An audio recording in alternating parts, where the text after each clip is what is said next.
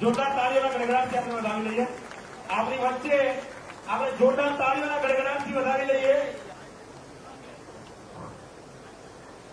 અમને સદીઓ લાગી છે બહેનોને ઉપર લાવતા, એટલે ભલે બહેનો બેન બેસો બેસો પ્લીઝ બેસો.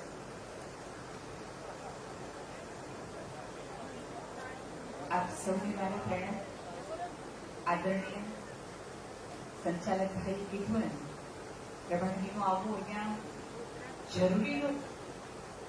એ તો ઘણી વખત એવું બને કે નામ હોય, કાર્ડમાં નામ હોય તો આવે. મને એમની સરળતા એટલા માટે બહુ જ ગમી. એક પણ વાર એમણે સ્ટેજ ઉપર આવવાનો આગ્રહ, મારા વિશે વાત કરો કે હું બે શબ્દ બોલું, એવું કશું જ કીધા વગર આખે જાણ કે બોરસદ વતી એ મારું સ્વાગત કરી રહ્યા હોય એ રીતે, એટલી એમની સરળતાને અને વિવેકને હું વંદન કરું છું. કારણ કે ઘણી બધી વખત જે બહુ મોટા લોકો હોય ને, એ પોતાની ઓળખનો બોજ તો ઉપાડે, પણ આજુબાજુવાળા પાસે બહુ ઉપડાવડાવે.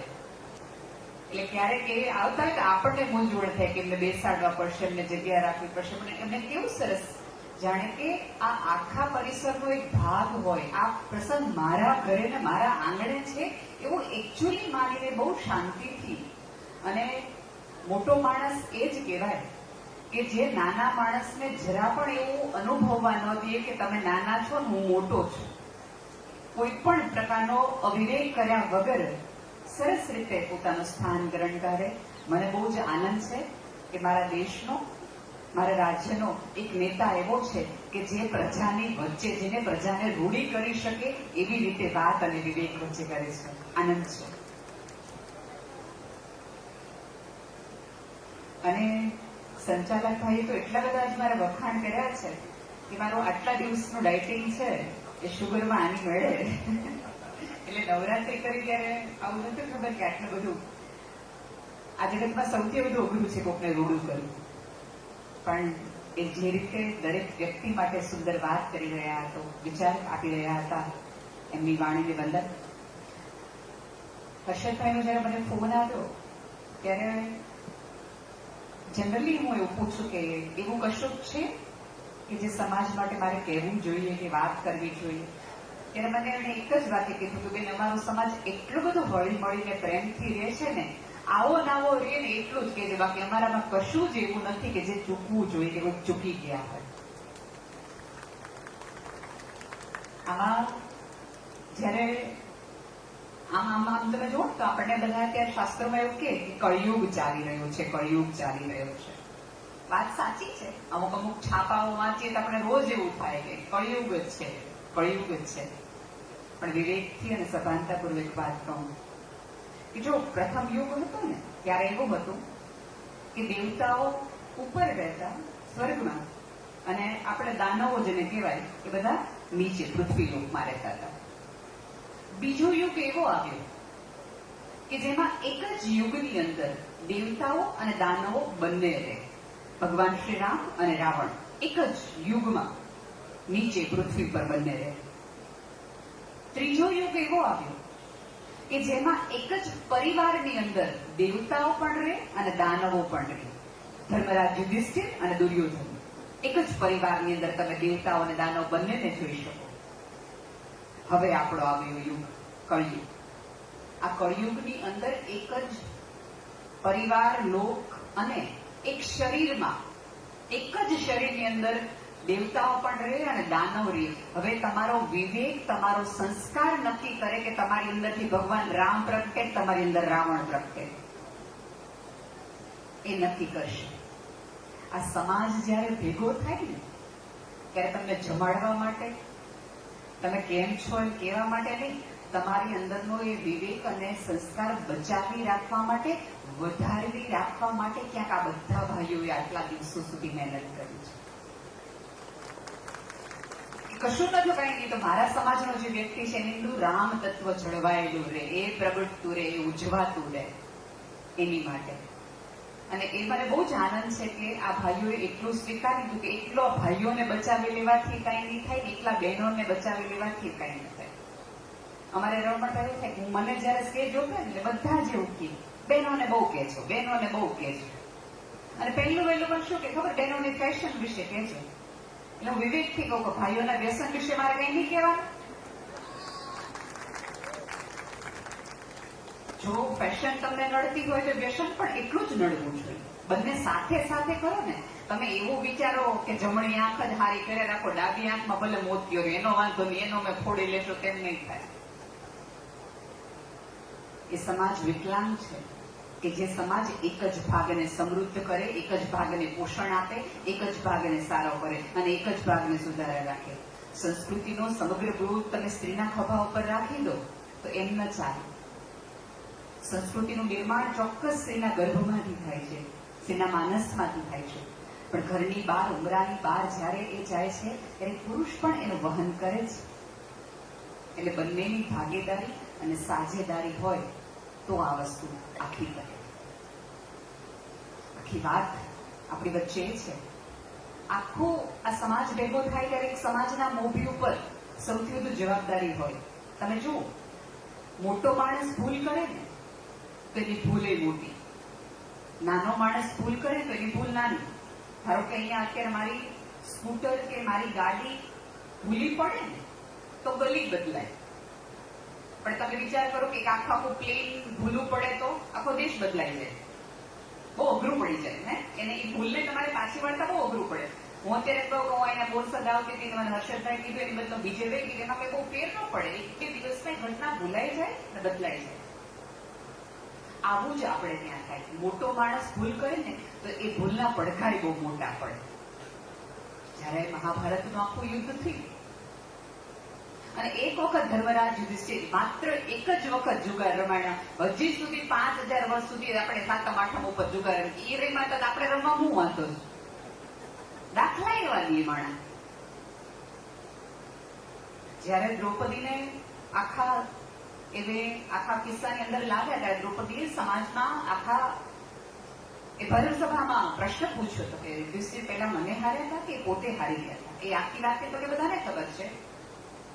અને ત્યારે વિશ્વ કશું જ બોલ્યા નહોતા, કારણ કે ખોટા માણસના તમે રોટલા કાઢ્યા હોય તો તમે બોલી ન શકો.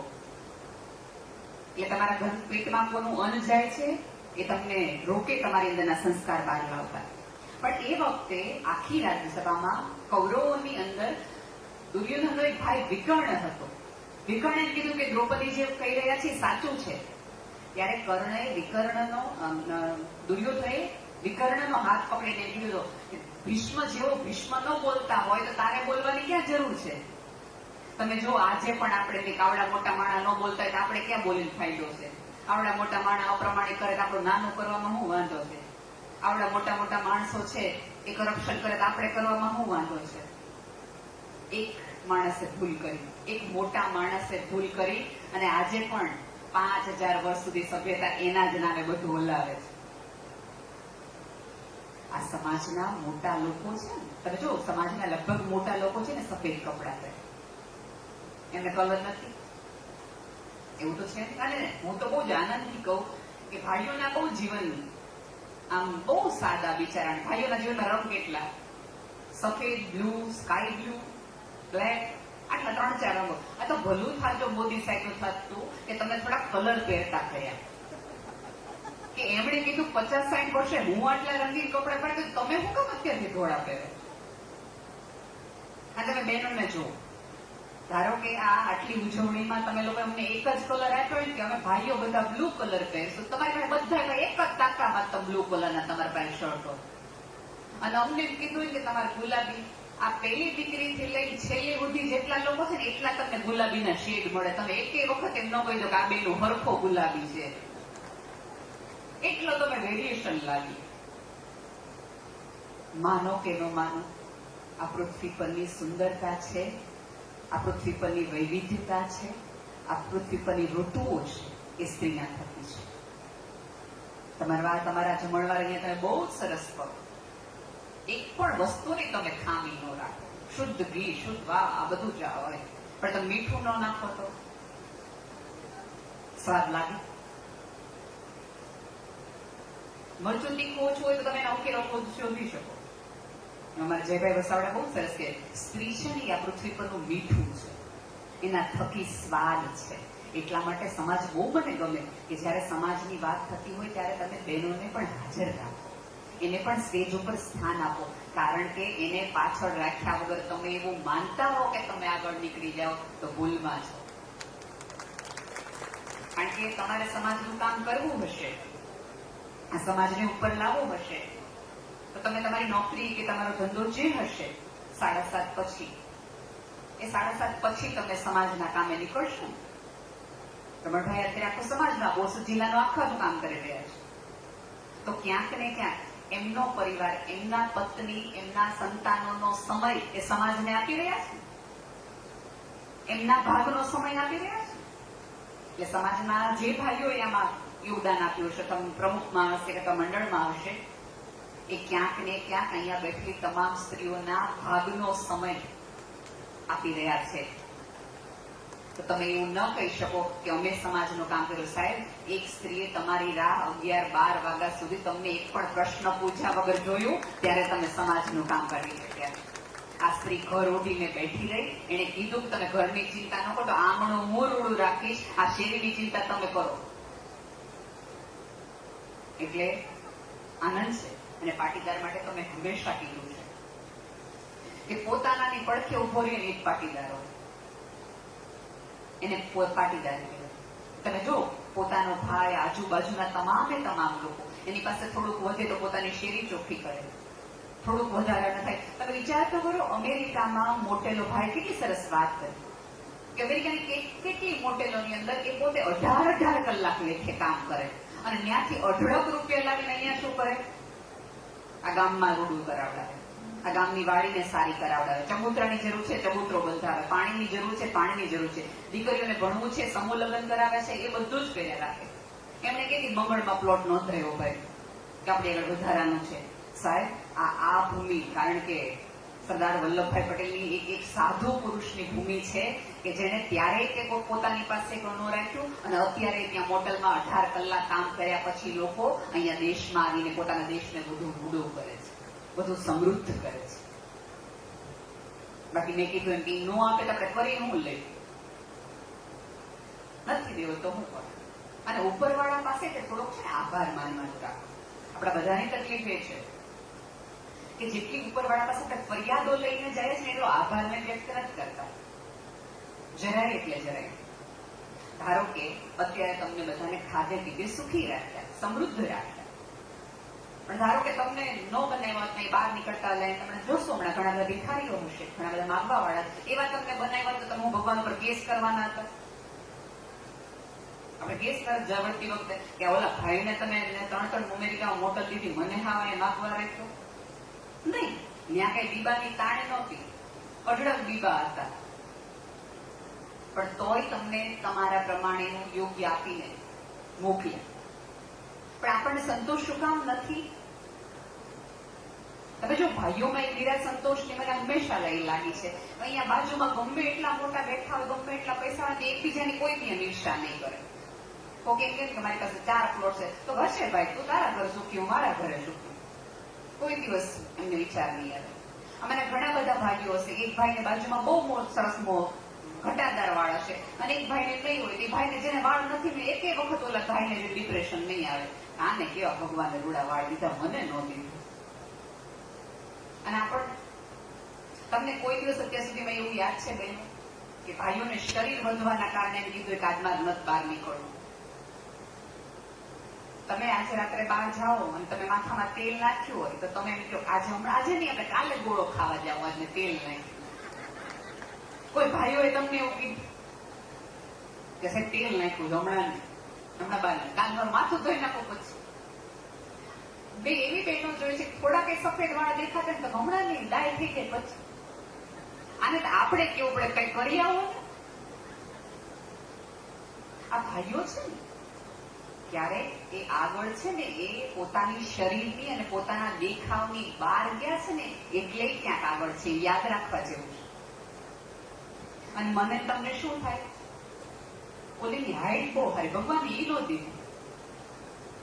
જેને સીધા વાળ છે એને વાંકડિયા કરવા છે, વાંકડિયા છે એને સીધા કરવા છે, હાઈટ ઓછી છે એને હીલ પહેરવી, હાઈટ વધુ છે એને થોડું નીચું દેખાવું. એક કે અહીંયા કોઈને પોતાના શરીરથી સંતોષ જ નથી. આપણે એમાં પડ્યા છે. અહીંયા બેઠી તમામ બહેનો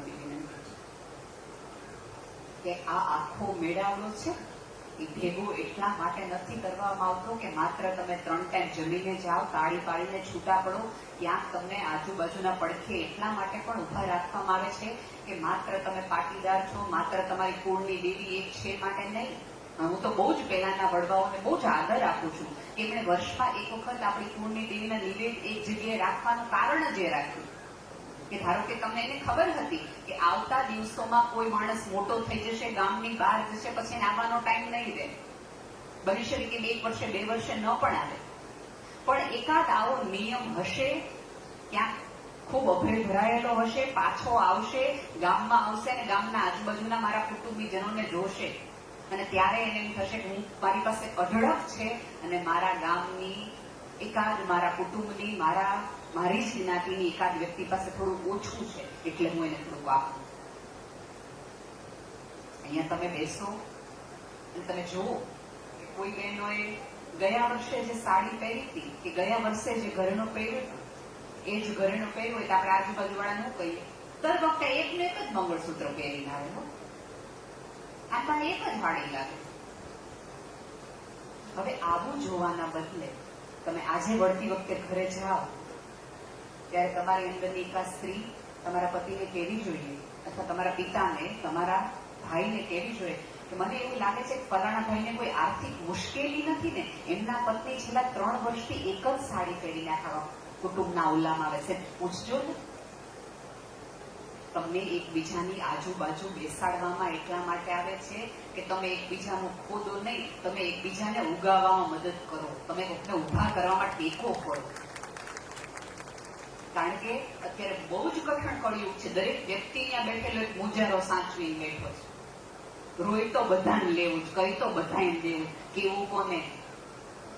અત્યારે તો એટલી ખરાબ પરિસ્થિતિ આવે છે કે આપણે ડોક્ટરોને જઈને આપણે કહીએ કે આલ્યો આ કલાકના 2000 રૂપિયા મને સાંભળો. મારાથી બોલાતું નથી, કહેવાતું નથી, મને કોઈ માણા જોડતો નથી. તમે વિચાર તો કરો, આ 8 અબજની વસ્તીમાં તમે હાંજ પડે એક માણા નો ગોતી શકો કે જેને તમે હૈયા વરાળ કાઢી લો. શું કામ ન કાઢી શકો કે એ તો બધા દે, પણ હાંજે પછી બ્રેકિંગ ન્યૂઝ બને. ભાભી આવ્યા હતા, આટલું જ કહેવાનું. ભાભીએ 3 જ વાક્ય કીધા, 5મું વાક્ય આપણે કહીએ, 6મું વાક્ય બીજા ભાભી કહીએ. વાત વધતી વધતી વધતી વધતી જાય. અને છોકરાઓને મોટા કરો ને, અહીંયા તમારા બાળકોને પણ તમે લાવ્યા હશો, ત્યારે બાળકોને પણ સમજાવો કે તમે કોના છો. અહીંયા જયારે દાનની વાતો થતી હોય, આ વાડી, આ માત્ર કેવા પૂરતી નહીં કે બેટા આ વાડી છે, તારા લગ્ન આપણે અહીંયા કરવા છે. એના લગ્ન થાય નહીં, પણ એને સમાજની લગ્ન લાગે ને એટલા માટે એને ક્યારેક અહીંયા લાવો. જેટલો વિચાર તમે પ્રી વેડિંગ નો કરો છો એટલો જ મેરેજ કાઉન્સિલિંગ નો કરો. આજના જ ન્યૂઝપેપરમાં કદાચ કોઈ વાંચ્યું હશે તો ગુજરાતમાં લગભગ 1.5 લાખથી વધુ છૂટાછેડાના કેસ છે. 1.5 લાખથી વધુ. હવે એવું તો કાંઈ છે નહીં કે પૃથ્વીવાસીઓ મંગળવાસી યારે રહેવાનું શરૂ કરી દીધું એટલે ફાવતું નથી. એવું તો કાંઈ નથી. અને બીજું એક વસ્તુ યાદ રાખજો કે કુદરતની ડિઝાઇન છે ને એમાં કોઈ દિવસ ભૂલ ન હોય. હું આજે તમે આજે એપલનો, તમે પેલા શરૂઆતમાં ઘણા બધા લોકો એવા છે જે એપલના જ ફોન વાપરતા હશે. તમે એપલ 10 થી વાપરવાનું શરૂ કરો, પછી એપલ 11 આવે ત્યારે એપલના માલિક એવું કે આના કરતા વધુ, બરાબર 13માં કે 14માં કે 15 વખતે તમને શું કે ઓલામાં ઓલી ભૂલ હતી જે હવે આમાં નથી, આમાં કરતા હર્ષદભાઈ હવે આ ફોનમાં સારું છે. દર વખતે માણસે બનાવેલી વસ્તુમાં એક ભૂલ રહી જાય, પછી બીજી વખતે ભૂલ સુધારે અને ભૂલ નવી કરીને કે હવે આના જેવું કઈ નથી, આ શ્રેષ્ઠ છે.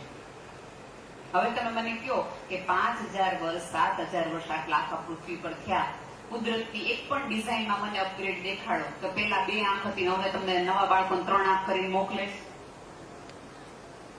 પેલા 2 હાથ, આજે 2 હાથ, એક પણ શરીર રચનામાં કઈ ભૂલ કરીને ઉપરવાળો મોકલે. કે પેલા એને માણસ બનાવ્યા હતા ને ત્યારે આંખ પાછળ દીધી હતી, હવે આગળ કરું નાખી. ભગવાને વજન બદલાવી નહીં. એનો અર્થ એ છે કે કુદરતની ડિઝાઇનમાં એક પણ પ્રકારની ભૂલ ન હોય, માનવ સર્જિત હોય એમાં જ ભૂલ હોય. હવે ઓલાએ તમને જો આટલા પરફેક્ટ બનાવીને મોકલ્યા હોય તો તમને હે ને તમારાથી આટલી બધી ફરિયાદો છે. અરીસામાં જોવો એ ભૂલો, આમાં જોવો એટલા માટે ભૂલો. એટલા મોટા ન થઈ જાઓ કે તમે કુદરતની ભૂલો કાઢતા.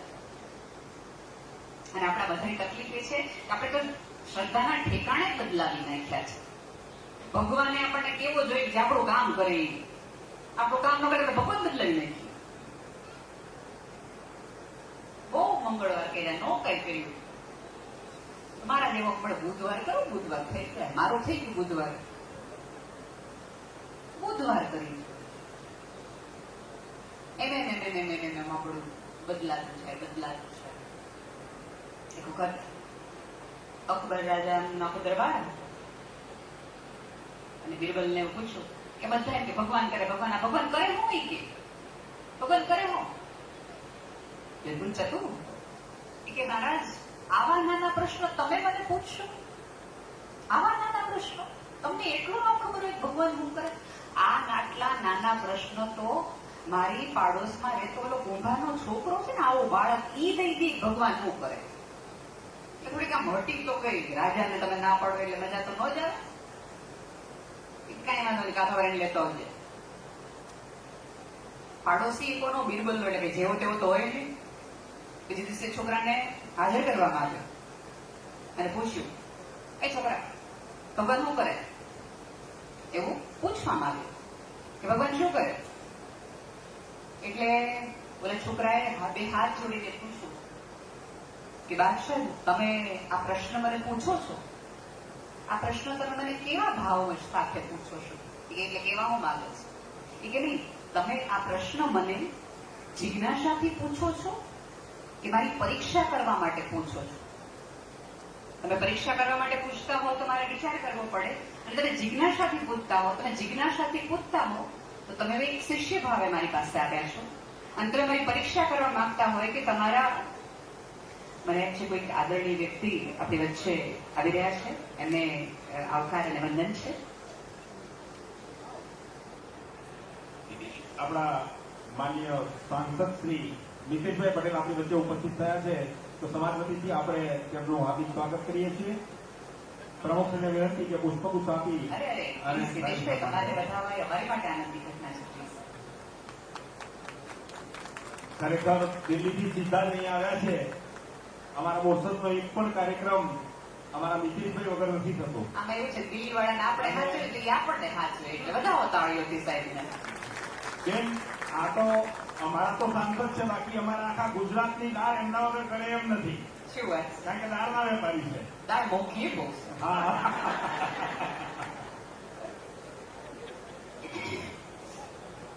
આભાર છે સાહેબ. એટલે પૂછ્યું કે તમે મને કહો કે તમે મને કયા ભાવથી આ પ્રશ્ન પૂછી રહ્યા છો. જો આ પ્રશ્ન તમારો જિજ્ઞાસાથી હોય તો તમે શિષ્ય ભાવે મારી પાસે આવ્યા છો. પરીક્ષા લેવાનો હોય એનો અર્થ કે તમે મારા ગુરુ થયા, તમે શિક્ષક થયા. કે ના ના, મારે કઈ કઈ પરીક્ષા લેવી નથી, મારે તો એક જિજ્ઞાસા છે, મારે જાણવું છે કે ભગવાન કરે હું. પાછો છોકરા કે જો તમે શિષ્ય ભાવે રહ્યા હો તો આપણા કઈ બેઠક વ્યવસ્થામાં થોડોક વાંધો છે. જેની જિજ્ઞાસા હોય ને એ માણસ નીચે બેસે અને પોતાના ગુરુ છે જેની પાસે પ્રશ્ન પૂછવાનો છે એને તો ઊંચું સ્થાન આપે. ગઈકાલની હટેલી તો હતી તે થોડી ઘણી, અને આમ આખા રાજમહેલમાં નાનો એવો છોકરો આપણને કહી જાય એટલે થોડું અઘરું તો પડે. પણ હવે દાખલો બેસાડવાનો હતો એટલે કરતા છોકરાને બે જાય મારી ગાડી, હું નીચે આવી જાઉં અને હવે બોલ ભગવાન શું કરે? એટલે છોકરો ભગવાન આ કરે. ઘડીના છઠ્ઠા ભાગમાં બાદશાહને નીચે બેહાડીને ના કરે કુંભારના છોકરાને ઉપર બેહાડી દે. આ કરે ભગવાન. આટલી વાર લાગે. જે લોકો કોલરો ઊંચા કરીને કરતા હોય આપણું જ બધું છે તો ભૂલી જાજો. અને જે લોકો ઉદાસ થઈને બેઠા હોય કે આપણું કાંઈ નથી, એને યાદ રાખજો, દેવા વાળો ઓલો છે કે જે 1000 હાથ વાળે દેવા જ બેઠો છે. પણ એક એ છે કે વિવેક વગર જો તમે સંપત્તિનો દુરુપયોગ કરો તો એ જ માર્ગે જાય. અને એ વસ્તુ એટલી સાચી છે કે અત્યારે ઓળખાણ છે તમે ક્યાંના, કોના, કેવી રીતના બેરો ઓઢો છો એના આધારે છે. બધા કદાચ થોડી કહેવત સાંભળી હશે કે નાણે નાથા લાલ વાળી. હું તમને કહેવતનો આખી ઇતિહાસ કહું. એ ગામમાં એક નાથિયા નામનો સાવ એક વ્યક્તિ, ખાસ કઈ બહુ સમૃદ્ધ નહીં, અને જે હોય નાથ્યો નાથ્યો કીધા કરે, સામે નો આવતો નાખો વયો જશે, કોઈના કોઈ સારા પ્રસંગમાં બોલાવે નહીં, ડાયો હોય તો છેલ્લે બેહાડે, આવું બધું એને કર્યા રાખે, નાથ્યો નાથ્યો કર્યા રાખે. નાથ્યો એના એક ગામમાં 45 વર્ષનો થયો, ખાસ કઈ બહુ નામ નહીં, કઈ ખાસ મોટું કામ નહીં. એક વખત એવું થયું કે પોતાના જ ખેતરમાં એ ખેડી રહ્યો હતો અને એક ચરુ એને જડ્યો, અને ચરુમાં એટલી બધી સંપત્તિ, એટલા બધા નાણાં સંપત્તિ એટલી બધી હતી કે થોડીક જ વારમાં, ક્ષણવારની અંદર એ ચરુ હું જડ્યો, એની તો આખી જાણો જરાલાલી બદલાઈ ગઈ. કાંઈ હતું ત્યાં હવેલી થઈ ગઈ, મોટા મોટા નોકરો ચાકરો ને પહેરવા એક કપડું નતું, સિલ્કની કફની આવી ગઈ, મજા મજા જિંદગી થઈ ગઈ. અને પછી તો નાથાલાલે શરૂ કર્યું કે ભાઈ ગીચ કે બે આમથી આમ ને આમથી આમ ઝૂલે. પછી જે નીકળે ને બધા જય શ્રી કૃષ્ણ નાથાલાલ, નાથાલાલ કે કહી દઈશો ભાઈ, જોગોપ નીકળે કે જય માતાજી નાથાલાલ, તો કહી દઈશો ભાઈ, જય શ્રી રામ નાથાલાલ, એટલે કહી દઈશો ભાઈ. આવું જ કીધા કરે. જે વ્યક્તિ કે જય સ્વામિનારાયણ, તો કહી દઈશો ભાઈ, આવું જ કીધા કરે. એટલે પછી એકાદ એક વૃદ્ધ એમ કીધું કે નાથાલ આમ ખાવ ન હોય, તમારી પાસે કાંઈ નહોતું અને ભગવાને તમને કેટલું દીધું, તમે ભગવાનનું નામ નથી લેતા. કે અમે તમને આ કહીએ, જય માતાજી કહીએ, જય શ્રી કૃષ્ણ કહીએ, જય શ્રી રામ કહીએ, તમે સામે વળતા જવાબ ન આપો ને એમ જ કયો કહી દઈશ ભાઈ, કહી દઈશ ભાઈ. એ કે મને નથી ખબર તમે કોને કયો, તમે ચરુ ભાળી ગયા છો. અત્યાર સુધી નાથે નાથ્યો જ હતો, હવે નાથા લાતો ચરુના કારણે છે, તમે એને કયો છો એટલે એને કહી દે, મને થોડા તમે કયો. અહીંયા જે બધી બહેનો એમ કે છે ને કે આવો ભાભી એટલા માટે છે કે આ બધા નાથાલાલના ખિસ્સાઓ ઘણા બધા ગરમ છે, એટલે આવો ભાભી બેસો ભાભી છે. જે દિવસે ચરુ મહારાજની કૃપા ઉથાઈ જાય એટલે બધા જ એક જ લાઈનની અંદર. એટલા માટે પૂરી વિવેક. હા, હું સંપત્તિનો જરા પણ વિરોધ નથી કરતી, અને અહીંયા બેઠેલા તમામ વ્યક્તિઓને કહું છું કે સંતાનોને એવા ખોટા પાઠે ન ભણાવ. પૈસો કાંઈ નથી, પૈસો જરાય જરૂર નથી, બધું જ છે. પૈસા વગર, હા એ વસ્તુ સાવ સાચી છે કે પૈસાથી તમે બધા સુખ ખરીદી નથી શકતા, પણ એટલી બધી વાત સાચી છે કે પૈસાથી તમે ઘણા દુઃખથી દૂર તો રહી જ શકો છો, ઘણા બધા દુઃખ દૂરે કરી શકો છો. સંતાનોને સમજાવો, કાંડામાં બળ હોય ત્યાં સુધી કમાય. એક વસ્તુ યાદ રાખો કે ભણેલ ગણેલ માણસ, સંસ્કૃત માણસ પાસે પૈસા વધે, સમૃદ્ધિ વધે, તો જ આવી બધી સંસ્થાઓ બને, આવી બધી વાડીઓ બને. યોગ્ય માણસ પાસે પૈસો હોય તો જ સમાજ સુંદર બને. એટલે ક્યારે સંતાનોને એવા ખોટા પાઠ ભણવા નહીં, પૈસાની કોઈ જરૂર નથી. ના, કયો અઢળક કમાવ, જેથી કરીને તમારા આજુબાજુ વાળા વ્યક્તિને તમે વધુ સુખી અને વધુ સમૃદ્ધ કરી શકો. બાકી તમે સ્લીપર પહેરીને ફરતા હોય તો હું સમાજને દાન કરવાના હતા?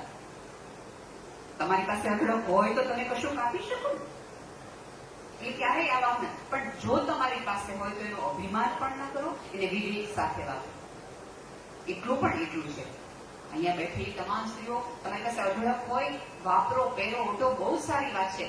પણ તમને જો ખબર પડી જાય, અત્યારે સમાજમાં ભેગા થયા છો કે તમારી કુટુંબની કે તમારા સમાજની એકાદ દીકરીના લગ્ન આવતા વર્ષે છે અને પહોંચી શકે એવો બાપ નથી, થોડોક સોમાની છે, તો એના ઘરે જાઓ ત્યારે અઢળક આપીને જાઓ, થોડુંક નહીં. પણ આપણે શું કરીએ, મોટા માણસને અઢળક આપી દઈએ, જ્યાં તમારી ગિફ્ટ ખોલાવાની એ ન હોય. અને તમારા ડ્રાઈવર, તમારા ઘરના નાના માણસ અથવા તો તમારા નાના માણસ, તમે જો લગ્નમાં હવે આપણે એવું કરીએ કે દુબળી માસીની દીકરી હોય ને એને છેલ્લે બોલાવીએ, અથવા 4 ફંક્શનમાં એને ન બોલાવીએ. અને કોને બોલાવીએ? સાહેબને, કે જે સાહેબ માટે તમે કેટલું બધું થાઈ ફૂડ રાખ્યું હોય, અને સાહેબ એમ કે હું તો ડાયટિંગ પર છું, હું નથી ખાતો બહારનું. એના બદલે હમણાં જ આપણે તે જોયું છે કે ગયા વર્ષે આપણે નીતાપતિ સીતાપતિ બેની જ વાતો કરી. એ લગ્ન આખી ચર્ચાનો વિષય બનતો રહ્યો છે. હવે તમે મુકેશભાઈનો ધારો, તેમણે વિશ્વના નહીં પૃથ્વી અને આકાશની વચ્ચે કદાચ લગ્ન કરવા હોત ને તોય કરી શકત, એટલું છે એમની પાસે. તોય એને પસંદ કર્યું કે પોતાના પિતાની ચોરવાડ અને જામનગરની જગ્યાએ કયું જમણવાર રાખ્યું? સાવ સાદા ગાંઠિયા, મોહનથાળ, ભજીયા. અને આપણે તો આપણો દીકરો કે આપણી દીકરી થોડીક ભણેલ ગણેલ થઈ જાય ને તો આપણી નબળી દાદીને મળવાય ન જાય. એ આટલી મોટી દીકરી દીકરાની બહુ સરસ ગુજરાતીમાં તે આખા ગામને એને પીરસ્યું અને દરેકને જય શ્રી કૃષ્ણ કહેતી જાતી હતી. અને આપણા તો છોકરા ગુજરાતી ન બોલતા હોય તો આપણે કહીએ ઈ તો અંગ્રેજી જ આવડે, ગુજરાતી ન આવડે.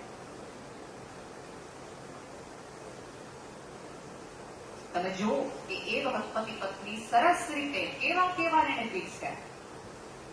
અને સરસ મજાની એકાદ મારા મેળવી દાદીમાં હતા, એ ઓલા છોકરાને 200 રૂપિયા, હવે જેની કલાકની આવક 2000 કરોડ છે ને 200 રૂપિયાની નોટ બહુ મોટી વાત કહેવાય.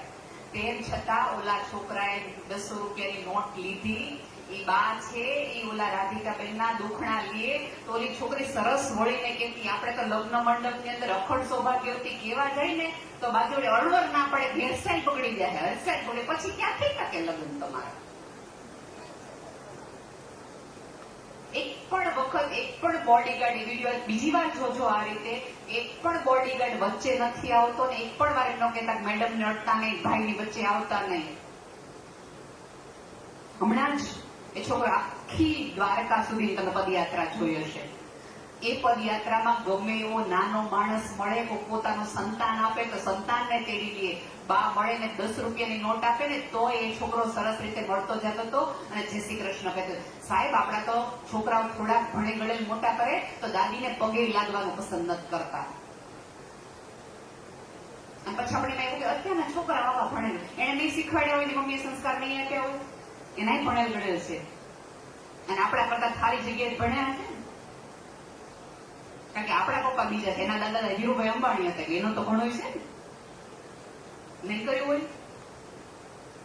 સાહેબ, સંસ્કાર ને વિવેક હોય ને તો તમારી આખી આ સભ્યતા છે ને 7 પેઢી સુધી સવાઈ થઈને વર્તે. આપણે ત્યાં જો બીજી પેઢી ત્રીજી પેઢી વર્તે આપણે થોડી તકલીફ પડી જાય છે. કેમ દીવાવાર અંધારા થાય છે? કારણ કે આપણે સંપત્તિ કમાવાની લાઈમાં આપણા સંતાનોને સંસ્કાર આપવાનું ભૂલી ગયા અને આપણે કહેતા ભૂલી ગયા કે તમે કોના છો.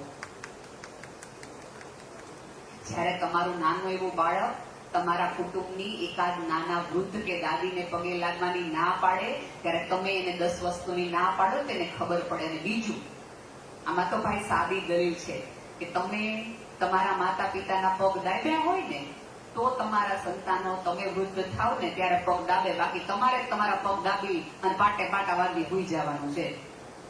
એને જોયું હોય. અને બીજું, અહીંયા બેઠેલા બહુ બધા વૃદ્ધો છે એટલે ખાસ મારે વાત કેવી છે, શાસ્ત્રોમાં ઘણા બધા ઉકેલો છે, ઘણું બધું કહેવાનું છે કે તમારે લક્ષ્મી જોતી હોય તો તમે આ પ્રકારની સાધના કરો તો તમને લક્ષ્મી મળે. તમારે ભગવાન વિષ્ણુ તમને ગમતા હોય તો તમે આ પ્રકારના મંત્રોચ્ચાર કરો તો તમને વિષ્ણુ મળે. તમે હિમાલય પર જાઓ ને સાધના કરો તો તમને ભગવાન શંકર મળે. રામ માટે આ છે. દરેક દેવતાઓ 33 કરોડ દેવતાની જે સાધના તમારે કરવી હોય એની બધી પદ્ધતિ આપી છે. તમે આટલું કરો તો તમને ભગવાન મળે. આ આટલા પુરાણ, આટલા શાસ્ત્રો, આટલા ઉપનિષદો, આટલા ભગવદ ગીતાઓ પછી પણ એક પણ જગ્યાએ એવું નથી લખ્યું કે આ સાધના કરો, આ રીત કરો, આ દાન પૂર્ણ કરો, આ યજ્ઞ કરો, અહીંયા પાણી ચડાવો તો જે ફોટા ઉપર હાર લાગી ગયા છે એ માતા પિતા તમને પાછા મળે. એવું ક્યાંય કોઈ શાસ્ત્રમાં નથી લખ્યું.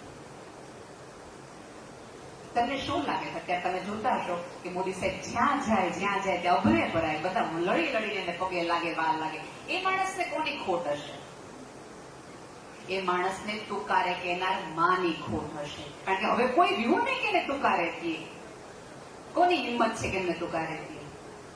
જયારે આ પૃથ્વી પર તમને તુકારે ને હુકારે કરનારો એકાદ વ્યક્તિ, એકાદ વૃદ્ધત્વ વ્યૂ છે ને ત્યારે તમને ખબર પડે.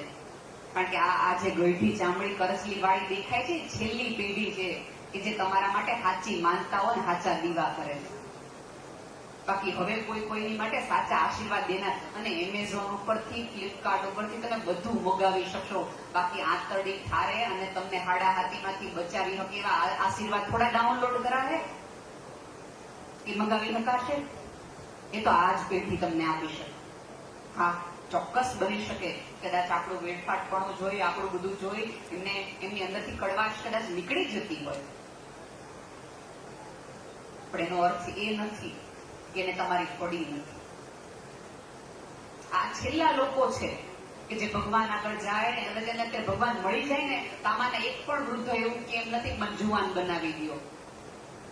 એક જ વસ્તુ કે છે, મારા દીકરાને હાજુ કરી દે છે, મારી દીકરી કે દીકરો નથી એને આપી દે છે, મારા દીકરા દીકરો છે 10મા ધોરણમાંથી વધારી દે છે. એમને પૂછો કે આટલી માળાઓ તમે કરો, આજે પૂછજો કે પ્રેક્ટિસ માટે કે તમે તમારી માટે શું માંગો છો. તો કદાચ માગતા હશે તો એમ માગતા હશે કે કોઈની સેવા કર્યા વગર હું આ પૃથ્વી ઉપર વહી જાય, એવું મને મૃત્યુ દે છે. એથી વિશેષ આમાંના કોઈ વ્યક્તિ કશું નહીં માંગતું હોય. મને તમને હજી પૂછો તો હજી આપણી પાસે આપણી માટે આપણે માંગીએ છીએ. ઘણી બધી વખત એવું બને કે એમની જીભ કદાચ તમને ન ગમતી હોય. તમે અત્યારે ચાવો ને, અત્યારે તમે ચાવતી વખતે બોલો ને તો તમારી જીભ તમારા દાંત વચ્ચે આવી જાય, ખર્ચી જાય. જીભ વચ્ચે દાંત આવે, તમે કોઈ દી પાણો લઈને દાંતને તોડી નાખ્યા કે આ જીભે મારી જીભ કરડી નાખી? તમે શું ધ્યાન રાખો છો? ચાવતી વખતે ધ્યાન રાખો છો વચ્ચે ન આવે. એમ જ ક્યારેક કોઈ વૃદ્ધ છે કશું ભૂલી જાય, કદાચ કહી જાય, કારણ કે હું ને તમે લિફ્ટમાં ઉપર આવ્યા ને તમે જે ઘરમાં રહ્યો ને એના પાયા એને ખોઈદા છે, એટલે પરસેવોની પીડા એને બોલાવડાવે છે. ક્યારેક એમના મૂંઝારા થોડાક વાંચવાનું. તમે ને હું જે લક્ઝરી લાઈફ જીવીએ છીએ ને એ એમના ભાગે આવી જ નથી, એમના નસીબમાં આટલું સુખ આવ્યું જ નથી. એ પતિ પત્નીને પૂછશો ને કે તમે બે એકલા કોઈ દિવસ ક્યાંય બહાર ગયા હતા? આપણે દર વર્ષે બહાર ગયા પછી આપણે એવું કહીએ છીએ લગ્નના જીવનમાંથી આત્મન ક્યાંય લઈ ગયા નહીં. અને આપણે હજી એવું માનીએ છીએ બા દાદાને છે ને હરિદ્વાર જ મોકલાય, હોંગકોંગ મોકલાય જ નહીં. એમ ક્યાં લઈ જાય? ગંગા કિનારે લઈ જાય, એને નાઇલ નદીમાં લઈ જાય. ગોપી નાયગ્રા ફોલ એને દેખાડાય, એમાં કઈ વાંધો નથી, એને ફેરવાય. તમે અત્યારે રેખાનો ફોટો જુઓ તો તમારી બેઠી બધી સ્ત્રી શું કે આ ઉંમરે હાય કેવી લાગે કા? કદાચ આમાંની એકાદ બા સેફ્ટી પીને ભરાવે સાડી, અમારા બાને હજી છૂટતું નથી હો. બાકી તમારા બાની ઉંમર ને રેખાની ઉંમરમાં કોઈ ફેર નથી. સ્થિતિનો ફેર હોઈ શકે, જગ્યાનો ફેર હોઈ શકે. રાધર આમને વધુ પહેરાવો ઓઢાવો, કારણ કે એને બહુ વહેલું સ્વીકારી લીધું મારી ઉંમર થઈ ગઈ છે. અને ક્યાંક તમારા જ પતિને મોટા કરવામાં આમાંની કેટલી બધી સ્ત્રીઓ એવી હશે. અને અહીંયા બેઠી બધી સ્ત્રીઓને હું વિનંતી કરું કે આપણે ત્યાં બહુ જ ખરાબ વિચાર છે કે કોઈ સ્ત્રી વૃદ્ધ થાય અને પતિ ન રહે અને વિધવા થાય તો સારા કામમાં તમે આવવા ન દો. તમે વિચાર તો કરો કે જે સ્ત્રીએ પોતાના સંતાનોને મોટા કરવામાં પોતાની આખી જુવાની ખર્ચી નાખી, એ જ સ્ત્રીનો દીકરો છે જયારે લીલા તોરણે આવે તમે એમ કહો બાને ન કરાય. રાધર તમારી અંદરની દરેક સ્ત્રી બોલવી છે બા સિવાય કોઈનો અધિકાર નથી એને પોખવાનો. અને સાહેબ એકાદ વિધવા સ્ત્રીની લાલ બંગડી કે ચાંદલો તમને એટલો બધો નડતો હોય, તમને શું લાગે છે એકાદ પીડાથી એનું દુઃખ ઓછું થઈ જવાનું છે? રાધર એ સ્ત્રીને ક્યાંક રાજી કરવામાં મદદ કરો ને તો રાંદલની ગોળીઓ કરતા પણ વધુ પુણ્ય તમને આમાં મળે. કારણ કે એના જીવનમાં બીજું કોઈ સુખ જ નથી. અને આપણે ત્યાં તકલીફ કઈ છે ખબર છે કે 80 વર્ષે પણ કે 65 વર્ષે પુરુષની ઉંમર થાય ને તો એને પાનના ગલ્લે ઉભા રહેવા, અને આજગત તો એક પણ વ્યક્તિ સમાજમાં એવું ન કે દાદા જોયા એકલા પાનના ગલ્લે ઉભા છે. આમાંની એક પણ વૃદ્ધ સ્ત્રી પાણીપુરી લારી એકલી ઉભી હોય તો જોયું બહાર જોયા? આપણે કઈ એકલા ના જવા દઈએ. એટલી જ તમે ને હું એટલો તો બદલાવ લાવીએ. અહીંયા ભેગા થતા તમે એટલી બધી વૃદ્ધ સ્ત્રીઓને તમે અત્યારે જોઈ રહ્યા છો, મળી રહ્યા છો, તો ક્યાંક એમને પણ જરૂરી નથી કે દર વખતે 5:30 થયા અને તમે એને મંદિરે સત્સંગમાં મોકલી દો. ક્યારેક તમારી કીટી પાર્ટીથી લઈ તમે ક્યારેક જે અલગ અલગ જગ્યાએ ફરવા લઈ જાઓ, ક્યાંય બાને લઈ જાઓ. અને ઘણી બધી વખત આપણને એવું થાય કે આ લોકો હમણાં એક વખત એક છોકરી એક પપ્પા એના પપ્પાને કીધું કે પપ્પા હું આજથી મંદિરે નહીં જાઉં કે મંદિરે નહીં જાય એ કે ત્યાં છે ને બધા જ દાદીઓ છે ને એની દીકરાઓનું વાત કર્યા કરે ને ઓલાની વાત કર્યા કરે ને આમ કર્યા કરે ને કોઈને ત્યાં ભાઈઓ છે બજારની વાત કર્યા કરે ને કોઈને ભગવાનમાં રસ નથી કે બધા જ લોકો છે ને હાવ આમ અલગ મલકની વાતો કર્યા રાખે. ત્યાં હું જવાનું કે એટલે એના પિતા કહે છે કે સાચી વાત છે બેટા, કદાચ લોકો વાત કરતા હશે. હું તને છેલ્લી વાત કહું, કાલ હું તને કહું ને એ રીતે તું જા અને છેલ્લી વખત પછી તું ક્યારેય મંદિર ન જતી, વાંધો નથી, તારા તમામ નિર્ણય હું સ્વીકાર કરું છું. કાલે તારા બીજે દિવસે સવારે ઉઠે છે દીકરીને કહે છે કે હું તને આ પાણીનો ગ્લાસ આપું છું, તું લઈને જા, મંદિરની પ્રદક્ષિણા કર અને એક જ શરત છે બેટા કે આ ગ્લાસમાંથી પાણી ઢોળાવવું ન જોઈએ, એક પણ ટીપું ઢોળાવવું ન જોઈએ. અને પછી તારે કોઈ દિવસ મંદિર જવાનું નથી, આટલું તો કરી લે એટલે પૂરું થઈ ગયું. દીકરીને પણ એવું થયું કે પિતા આટલું બધું કહી રહ્યા છે અને આટલી વારમાં જો આ બધું મુદ્દો સોલ્વ થઈ જતો મંદિર ન જવાનું, આપણે જવું જોઈએ.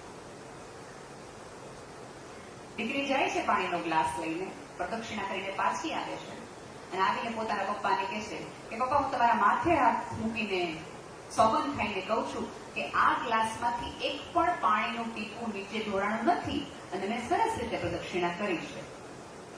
તો એના પિતા કહે છે વાહ બેટા બહુ જ સરસ, હવે પછી તો ક્યારેય મંદિર ન જવું. દીકરી રાજી થતી હોય છે, બહાર નીકળે ત્યારે એના પિતા એવું પૂછે પણ એક સાંભળ તો ખરી, આજે ઓલા મંજુ માસી શું વાત કરતા હતા? એ છોકરી કે મારું ધ્યાન નથી. એ કે ઓલા પટેલ કાકા શું વાત કરતા હતા? એ કે પણ મારું ધ્યાન જ નથી. કેમ કે ઓલા રમેશભાઈ તને ન મળ્યા, એને આ તને પૂછ્યું નહીં તાર કેટલા માર્ક આવ્યા? એ કે પણ મારું ધ્યાન જ નથી.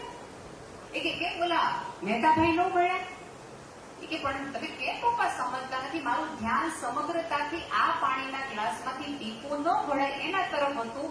કોણ શું વાત કરતું હતું, કોણ ક્યાં બેઠું હતું, કોણ શું કરતું હતું એ મને કાંઈ ખબર નથી. ત્યારે એના પપ્પા કહે છે બેટા મંદિરમાં આમ જ જવાનું હોય, ધ્યાન એક જ મૂર્તિ છે એના તરફ રાખવાનું હોય, કોણ શું બોલતું હતું, કોણ શું કરતું હતું એ તરફ નહીં. તમારા સંતાનોને મંદિરે જાઓ, નવી પેઢી છે, થોડી પ્રશ્ન પૂછતી પેઢી છે, થોડીક વાતો તમને કરશે. અને અંગત રીતે નવી પેઢીને પણ વિનંતી છે કે બેટા એ કેવું કહેવાય, હમણાં નેટફ્લિક્સ ઉપર એક એડોલેસન્ટ નામની વેબ સિરીઝ આવી છે. એ બેઠેલા તમામ માતા પિતાઓ જેવી સંતાનો જુવાન છે એકાંતમાં એ સિરિયલ જોઈ લેજો. બેટા નવી પેઢીને મારે કહેવાનું છે કે સોશિયલ મીડિયા ઉપર કોઈ સાવ અજાણી વ્યક્તિ તમારી પાસે નાની એવી કોમેન્ટ લખી જાય, તમને ડિપ્રેશન આવી જાય, તમે ઘરમાં પુરાઈ જાઓ, તમે સુસાઇડ કરી લ્યો એક કોમેન્ટના કારણે, અને આખો દી તમને કીધા કરી તમને કોઈ અસર જ ન થાય, એ કેવું કહેવાય? જે વ્યક્તિ તમારા જીવનમાં કોઈ ફરક જ નથી લાવતી. સોશિયલ મીડિયા છે એ આમ તમે જુઓ તેની શોધ શું કામ થઈ હતી કે બે માણસને નજીક લાવવા માટે, કનેક્ટ ધ પીપલ એવો એમનો છે. આમાં કનેક્ટિવિટી તો બધા ડિસ્કનેક્ટેડ થાય છે. તમે સાવ અજાણ્યા લોકોને રિક્વેસ્ટ મોકલો, 2000 કિલોમીટર દૂર, લાખો કિલોમીટર દૂર વ્યક્તિને રિક્વેસ્ટ મોકલો, તમારો મિત્ર થાય, મારી મિત્ર થાય, અને તમે માસીની દીકરીથી માસીના દીકરાથી ડિસ્ટન્સ રાખો, એમને જ મળો. સમજે છે?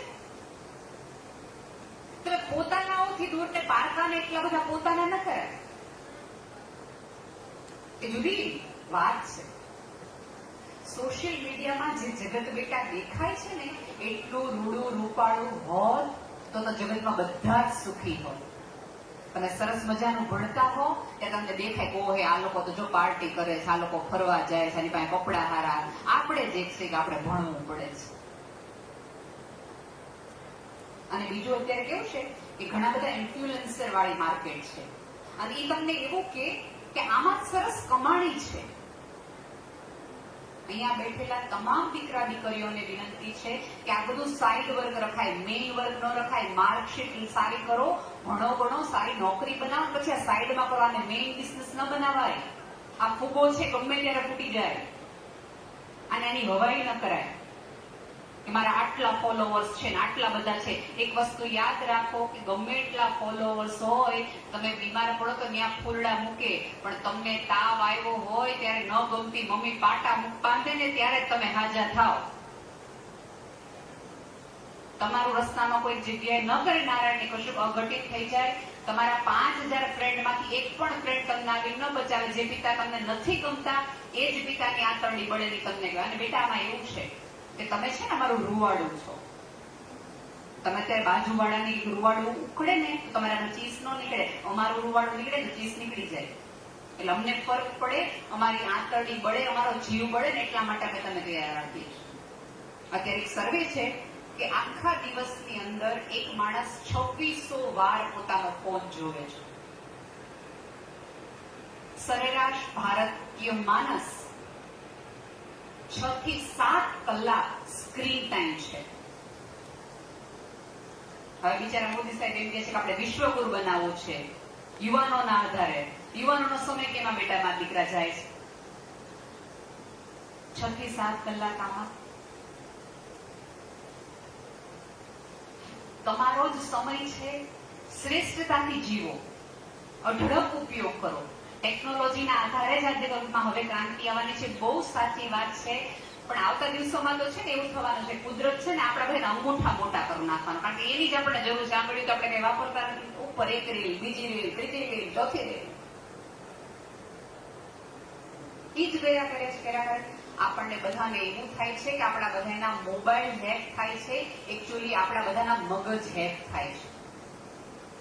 ટેકનોલોજી નક્કી કરે છે કે તમારે શું ખાવું જોઈએ, શું પીવું જોઈએ, ક્યાં જવું જોઈએ, ક્યાં ન જવું જોઈએ, કેવા કપડાં પહેરવા જોઈએ, શું ન કરવું જોઈએ. કારણ કે અંતે એ તમારા મગજને ખબર પડી ગઈ છે. આ સાધનને મારે ને તમારે કંટ્રોલ કરવાનો. તો હવે તકલીફ એ છે કે સાધન મને તમને કંટ્રોલ કરી રહ્યું છે.